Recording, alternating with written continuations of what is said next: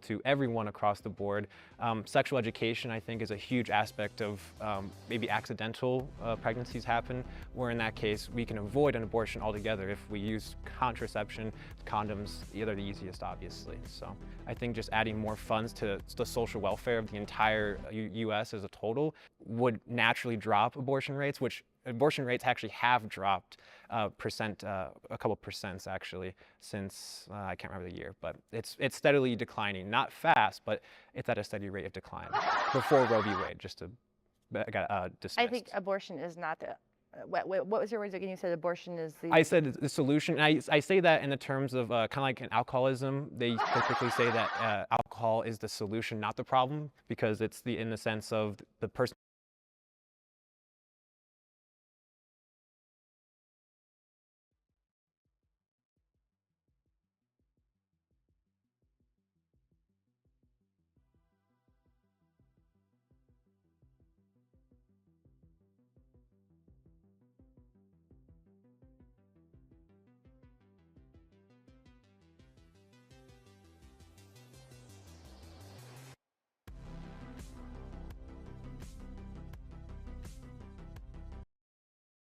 Who's using alcohol is treating the problem themselves. I think the abortion is actually a symptom of a culture that does not value life, and abortion at one time in our culture was unthinkable. Rape happened, assault happened, all these things happened, but they found a way to make it through. They didn't have. Now we have pregnancy centers, and so pregnancy centers outnumber abortion clinics by far in this country. They offer free help to women in crisis pregnancy situations, and so there is support available. Now, I do believe that we need to have that more aware for people to be aware of the pregnancy centers and the different help that they can get. And so. Yeah, and for all the stuff that's broken, like you say, the adoption system is broken, but there's 2 million parents waiting to adopt, and if the problem is too much bureaucracy, we should cut the bureaucracy out to make it easier. We shouldn't kill children. We should fix the broken laws. Or the food issue. We've got WIC, Women, Infant, Children. It's pretty easy to sign up and get free food for a bunch of years. So we shouldn't be, no need to kill children. There's free food available. The adoption issue is hard on the parents because it costs a lot of money for those who want to adopt. For the woman, it costs nothing. So everything is covered by the adopted parents. And I didn't mean to cut you off or anything, but that's the point that I was going to make is I agree with you. The adoption system is broken, and I agree with you. A big part of the reason why it's broken is because it's so expensive. And my wife and I, we have fertility issues. So one thing that we've looked into was adoption. And when we looked at that, we literally looked at each other and kind of said, you know what, maybe just having kids is not in our cards because it's so expensive. And unless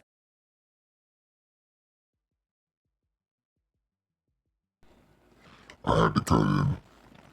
This guy is a cornball. I gotta say, I'm 100% sure his wife wears the draws. I'm 100% sure that his wife didn't get pregnant. They got pregnant. He would say, we got pregnant. I'm 100% sure this guy's wife. Now let me stop. Alright, let's keep watching. I haven't been able to find it. There's not really many things that kind of help you with those expenses out there. And if there are, great, but I haven't been able to find them. So it's one of those things, there's, like you said, there's 2 million parents that want to adopt. What percentage of those are actually going to be able to afford to go and adopt and have adoptions? Well, those 2 million are already on the waiting list and have gone through the process already, so they have the finances. And so that's why the whole thing of an unwanted child, there's no such thing as an unwanted child. Even if the mother who's pregnant, there is a loving family out there that would give anything to have that child. Yeah, and something I would throw out, the 2 million is the people on the list. Yeah. So people like you that might want to adopt aren't getting counted. So the true number of parents that would adopt is maybe a whole lot higher. You could look into foster care adoption. I mean, that's a hard system too, but they do cover the expenses. But yeah, but earlier you said you thought abortion should be free and like paid for by the government. Maybe we should make adoption free and paid for by the government. That would I would fix a agree whole with lot. both. I would That- I would that's something we 100% can agree. I'd agree We with just found our first thing everybody literally- agrees I on. would- Adoption is free. I yes. cannot agree with that. Like, I can't say enough how on board I would be. You know, you still got to pass the background checks. You still got to pass like the financial requirements to make sure that you can actually afford to Right. have this child. But there's no reason why you should have to pay upwards of 20,000 plus to be able to adopt a child. Me cutting you this check doesn't say I am going to be a better parent than the person who can't. It, you know, It could be the it could be opposite, the actually. opposite of that. So like I would 100% agree with you on that. I just kind of look at it like I look at it more so like last I checked there was like 400,000 kids in the foster care system. Of those 400,000, only about 30%, and this is just the last time I've looked this up, only about 30% of them are actually adopted into homes, or actually, you know, the rest of them age out. And like every year, 20% of the kids in that system age out, and then they're kind of just thrown out to the wolves and, To you the know, streets. kids, Here we go, exactly. And homeless. then like kids in the foster care system, they tend to experience like sexual assault more. They tend to have like lower education. They tend to experience homelessness more, unemployment more. And, you know, like, I agree. Like I would like, you know, change my stance a bit if there was more of a middle ground. Like my mom wants to, one of her goals is to eventually open up a kind of like a middle portion. Like, you know, you go through the foster care system. If you age out, you come here. We teach you how to, you know, help you fill out college applications, help you fill out job applications, help you like kind of live at a place, you know, rent free. And, you know, you go to work, you get a check, you contribute a portion of your check to this, and then once you get ready to leave, you know, we're gonna say, hey, here's your money. You've got all the skills that you need to know, you know, go out there. I think we need stuff like that, or more things like that, if there are some out there. If they are out there, that's something that I think needs to be brought out more, like expressed more. I wanna see billboards about that when I'm driving down the street, not the next person running for a city councilman. I would agree for sure. And I absolutely love that idea, because whether, you know, pro-life, pro-choice, whatever, there needs to be more support for any child to have a good life, in any case, for any walks of life for that matter. And in those children, I really like how you added how if they age out, that there is something for that, because like you said, there was a large percent that do age out. And so then they would basically, they don't have like a traditional mother. They need to shut up. It's retarded. I don't know if that word is okay for you two, but they're dumb. 500 years ago, we lived with way less. 1,000 years ago, imagine the level to which America has grown its society. We are the richest we've ever been. As far as the people that were on the bottom are on the bottom in this society, they are still 10 times richer than the people 500, 1,000 years ago used to be. The poorest among us live like kings in comparison to what struggles many people had to go through in the past. Alright, let's get back into it. Be sure to like, share, and subscribe. Father, any sort of relationship to build on. So I think that's a good idea. However, that would never take away from my stance of, on the actual topic of sexual assault or rape or anything. That's a great choice, but I think just purely abortion still should be a choice for that mother if she does not want to go through the adoption process. Restricting abortion violates women's rights. We'll start by having everyone that agrees come up now. All right.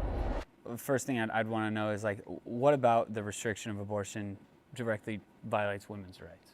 I mean, I think human rights involves a lot of right to choose what you like to, what you want to do, how you want to do it. Obviously, there's nuance there. You can't just go and murder someone on the side of the street. I mean, you can, but it's very frowned upon. But restricting abortion in respects to women's rights it's taking away their choice of their own body and how they essentially maneuver it. So that's how I feel.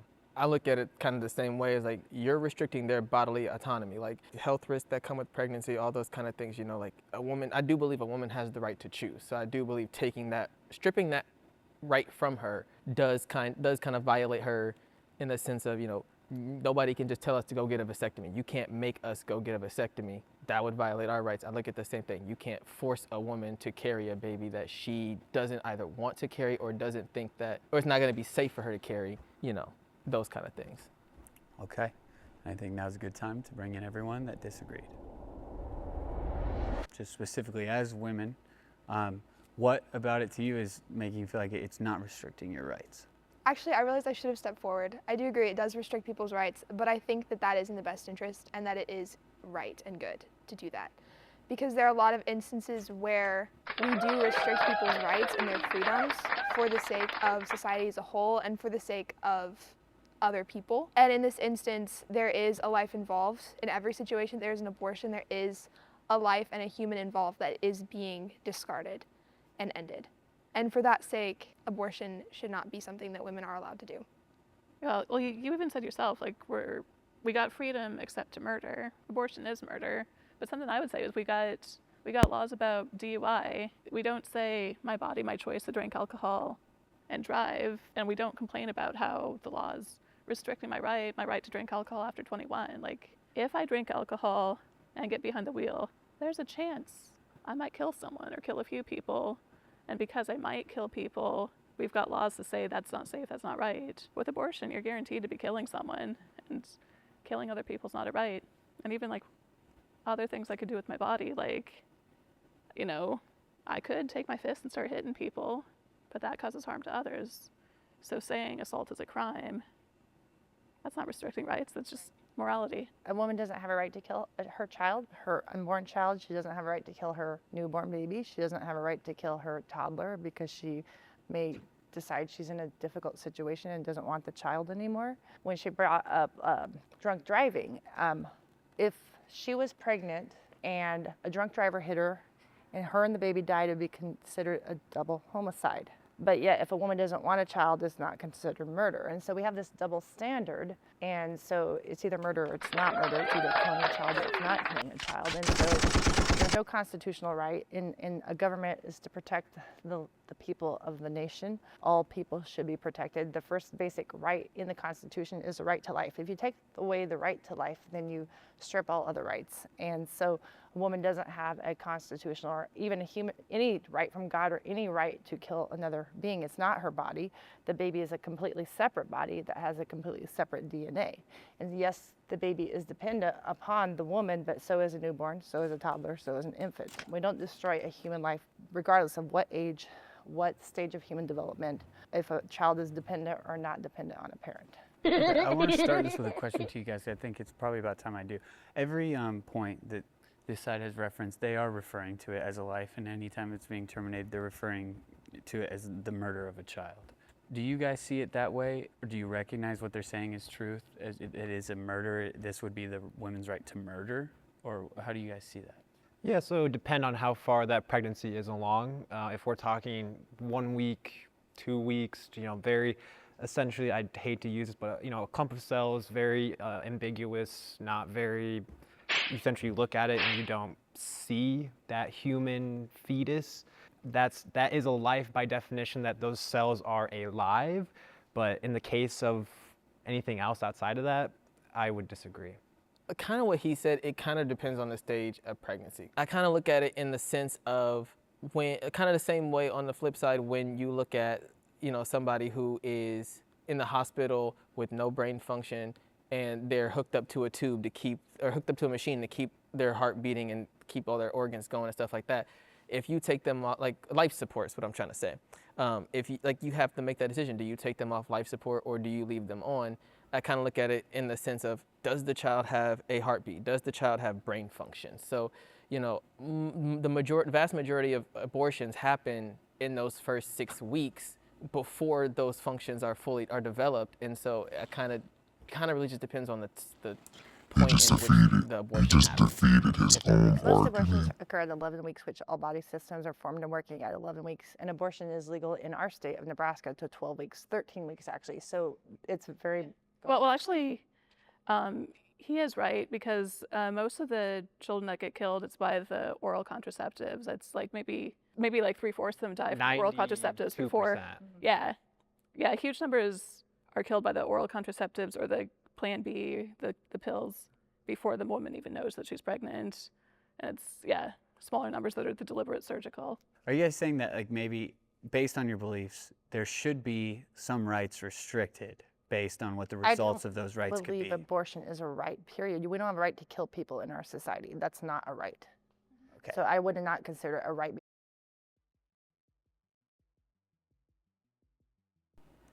I'm gonna get right back into the video, but they didn't address his argument about life support being the same as, you know, a certain stage of a pregnancy.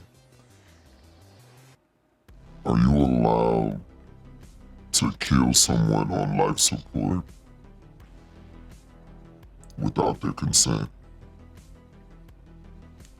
Do you have the consent of someone that, you know, they married, or perhaps themselves before them being in that situation?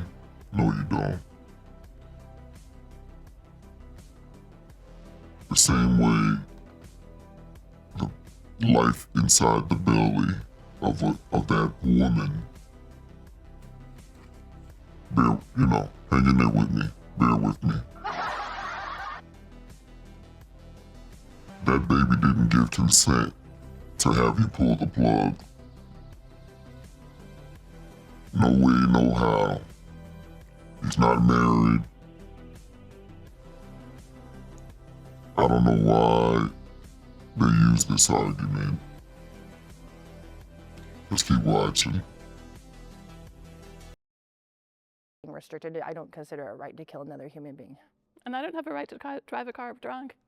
Cool. I just want to clarify that. Well, hold on. I do think that a right is being restricted. Like, we do have a right to.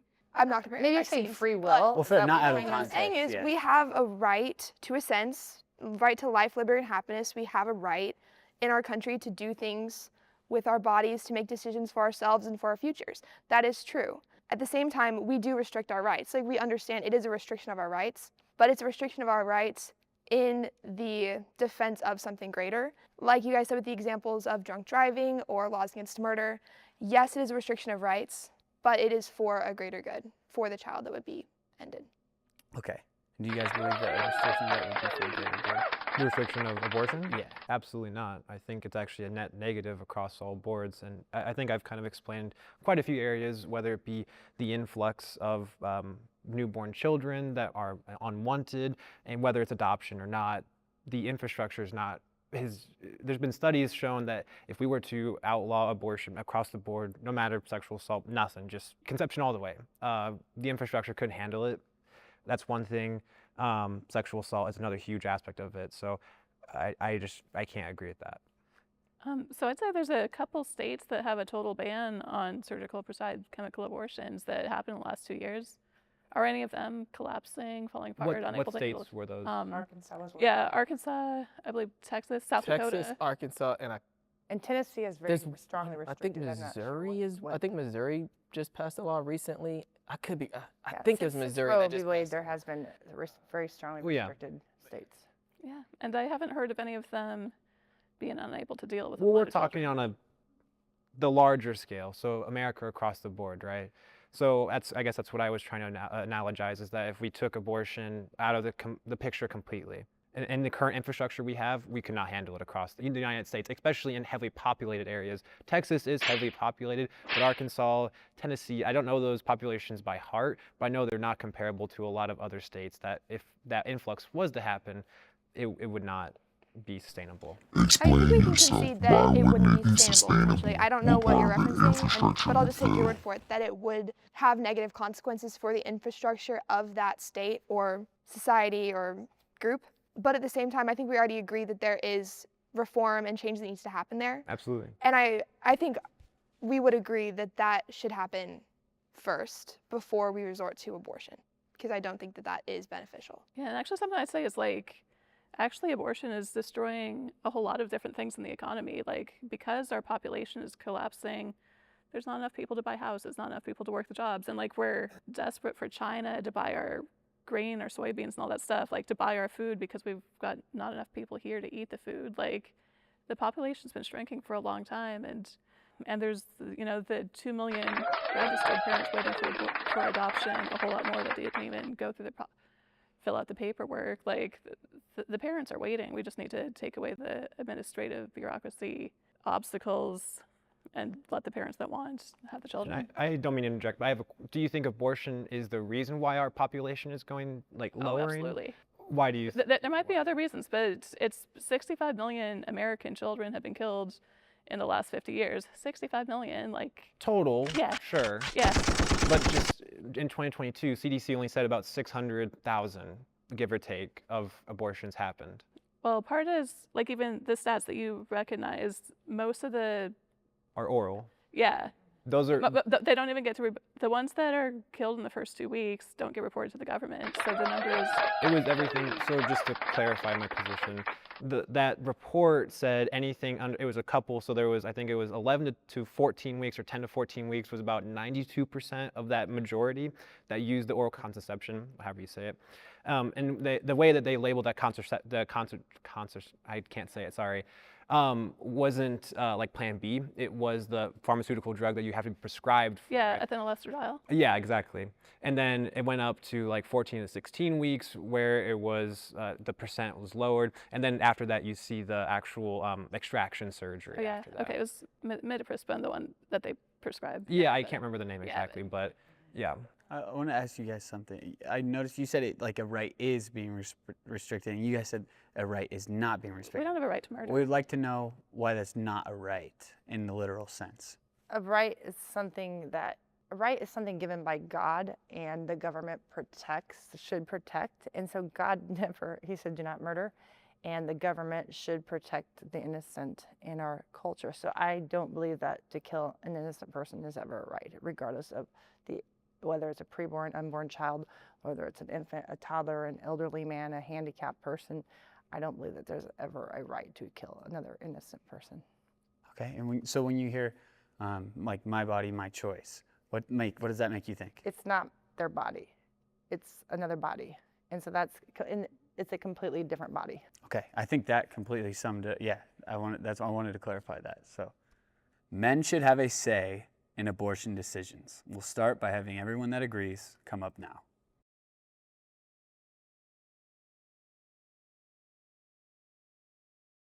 Okay, all right.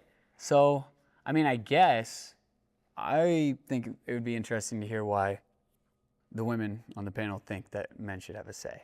That men should have a say in abortion decisions because it is an ethical and a moral problem. Like, when we get to the heart of this conversation here, the issue is what defines a life, because that's really the heart of this, is what is valuable and what deserves to be protected.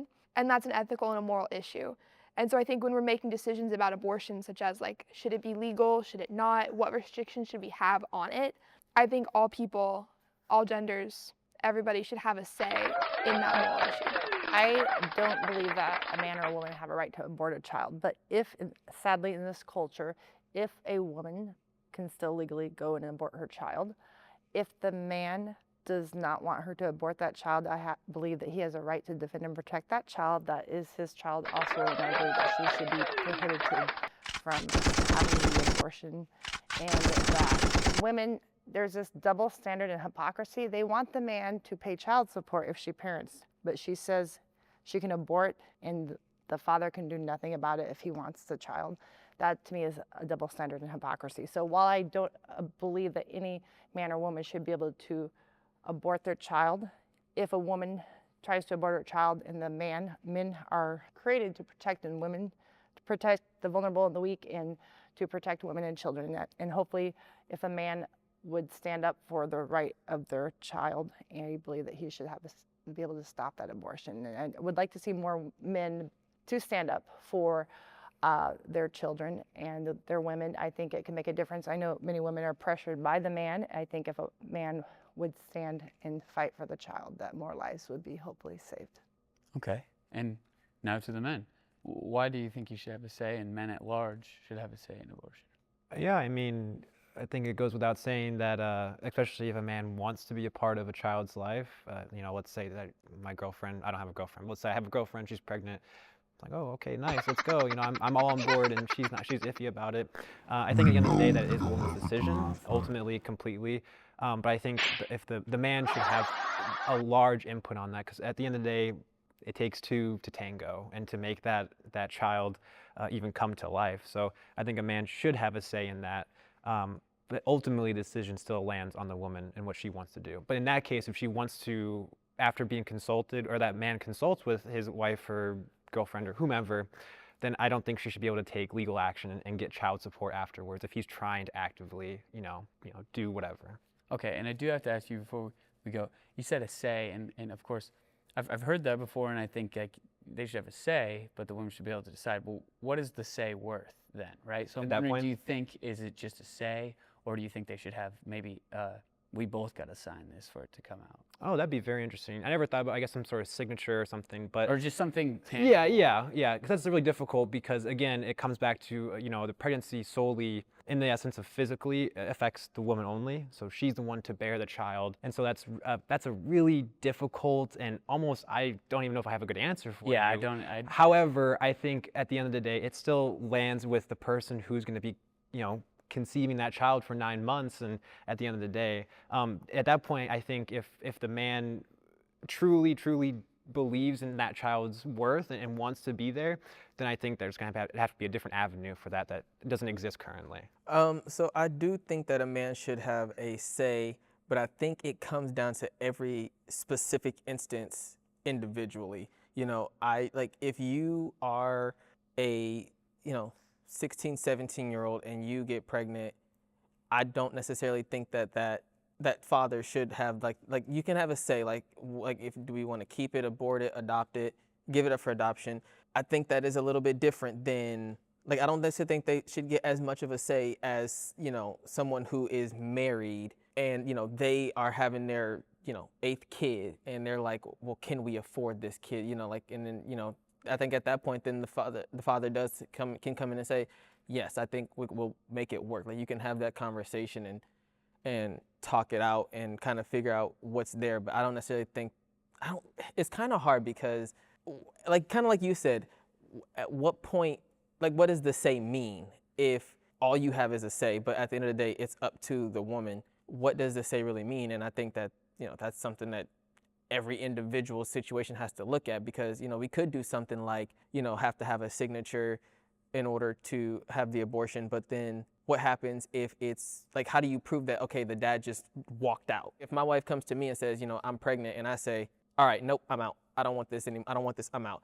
How do you kind of prove that versus just saying no? You can you know what I'm trying to say? You can say, I'm gonna go get this abortion. How do you kind of prove that I had no idea about it versus I'm just going to dip and leave you with the choice all on your own? And now we'll bring up our one person that disagrees. Yeah, so I said I don't believe a man has a say in the abortion decision because killing a child is not a decision. I don't believe the woman has a decision either. So I definitely believe in equality between male and female, and right now our system, men have to pay child support, but they can't save the life of their child that they want. But killing a child's a crime. Who's got the right to kill a 2-year-old? Is it the mother, the father? Neither. And so for a child a little earlier than 2, it's a crime for both mother or father to kill. So there's no decision. So the whole who decides is a neither. Fathers have a natural gift in their heart to protect their children. And I've seen some really sad videos where the girl's going in for the abortion and her boyfriend's like, please don't do it, please don't do it. And she can just walk in anyway. And he's knowing that his child's getting ripped apart, unable to save his baby's life, and that's really a terrible crime. And the fact that we make murder of children legal means that fathers are getting their kids taken away from them because the mother can do what she wants in this culture, and he's unable to save his own baby's life. You know, that's definitely wrong. It's a problem, and allowing legal murder of children has got it to the spot where we're at. There was an interesting case recently where a boyfriend put the abortion pill in a woman's drink, and he was charged with murder. But if she would have taken the pill, it would not be murder. Again, we have this double standard. So the boyfriend, because she wanted the child, he put the abortion pill, he's charged with murder. But if she would have taken the pill, it's not murder. So again, it's that double standard. They consider it murder if she wanted the child, but it's not murder if she doesn't. And so again, it's either, it's like a double standard. Okay, well, I think it's something common in these scenarios, maybe just a question for everyone. If the father, before the baby arrives, says like, hey, I didn't want this, should they be able to do something where they cannot be pursued for child support? Now, I understand the ramifications of that, but I'm just wondering if that's something that people think men should have a right to do. I'm sorry, ask the question again. Yeah, so essentially in the case where, you know, say the man didn't want the baby, but the woman did. And he was like, I don't want this, and now the baby has arrived, but he said he didn't want it. Do you think he should be able to be legally pursued for child support? Yes, because he had part of he got her pregnant, whether he wanted it or not. His choice was when he had sex with her. I think it lies with the mother, honestly. If she wants to pursue to get child support from him, because I know plenty of mothers, you know, mine included, who she has to write off my father's child support because otherwise he would have gone to jail when I was a child. And as a child, seeing your father in jail, especially for something so just minuscule, is not worth that for me. But again, I would agree. I would say that it lies with the woman. If she wants to pursue that, that's cool. If she doesn't want to do it, then she knows what that means. I'm all about kind of like trying to make it equal on both sides in the equation. I do believe that, you know, if a woman should have the right to choose whether or not she carries baby to term or she has an abortion. I also think at the same time, the father has a right to decide if he wants to be a father or not. So if, you know, she says, you know, I'm pregnant, especially in a situation where you're not married or you're not like in a committed relationship, or even if you are, I definitely believe that if a woman can say, you know, I want to have this abortion, she should be allowed to say that, and she should be allowed to do that if that's what she so chooses. But a man should also be able to sign his rights away so that you can't come after him for child support. Because I don't think it's necessarily fair to say, yes, I can have this abortion and you don't really get a say, but now I'm going to put you on child support if you say, I don't want to be a father, I don't want to be in this child support. So I do think, you know, and I think that there should be like legal documentation, like he signs documents signing over his rights saying this is not what I want, this is what I'm consenting to. And like, you know, if he just says that and signs nothing, then, you know, wholeheartedly go for that child support. If that's what you so choose, go for it. But I think there should be documentation on that. And correct me if I'm wrong as far as this goes, because I'm not a father, but if the dad went, let's say, so child comes to term, child's born, you're in the room, they do the birth certificate, and if the father were to not put his name on the birth certificate, I think at that point, again, correct me if I'm wrong, is when essentially you're relinquishing that fatherhood of that child. And so I don't think you can actually come after child support after that. Is that wrong or right? I think we'll check it. I think that's a state by state. Maybe state by state. At least in Nebraska, because I had someone who didn't put his name on the birth certificate, and then therefore his right to his child was pretty much, he had to go back and get that certificate with his name on it. So to kind of have that authority. I don't know the rules for men. I know in Nebraska they have this thing called baby boxes. Like if a woman wants to give up her child, she just goes to one of these designated locations, opens the door, stick her child in, and it's like the woman can give up all rights to the child, and it's put up for adoption. So, yeah, it would make sense if there were ways for men to do it too. You know, very sad if a person doesn't love their own child. You know, that's why we need loving adoptive parents. But you know, for equality, I don't know the rules for men, but I know for women can give up their rights to the child real easy. They don't even need to talk to a person. Okay, I do want to bring up, what do you guys think? Because on we did a pro-life versus pro-choice episode before, and we had one man on the panel, and a lot of comments were, why is a man there? My question is, what do you guys think of, you know, Do you think it's important that men are here today? Oh yeah. Yes, absolutely. Yeah, and actually, I do find it really sad. Like, I've heard people, like on the team I work with, it's a lot of women, a lot of men, and the men sometimes get like nasty words thrown at them that I don't, saying like, you're a man, no uterus, no opinion, all that stuff. And like, it's sad because like right and wrong is something all people have, we all got a conscience, we all got morality. There's a whole lot of things where you don't have to live the experience to know right and wrong. So I think we do need to normalize, people of all genders, men, talking about these things. Like when we go to vote,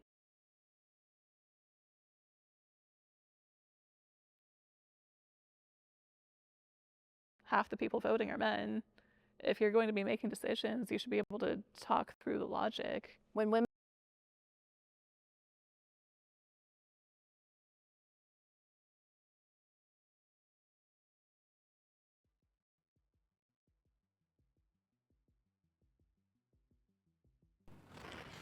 Alright, I'm gonna cut it there, guys. That's part 2. Y'all be sure to like, share, and subscribe. As always, stay dangerous, my silver strangers. Peace.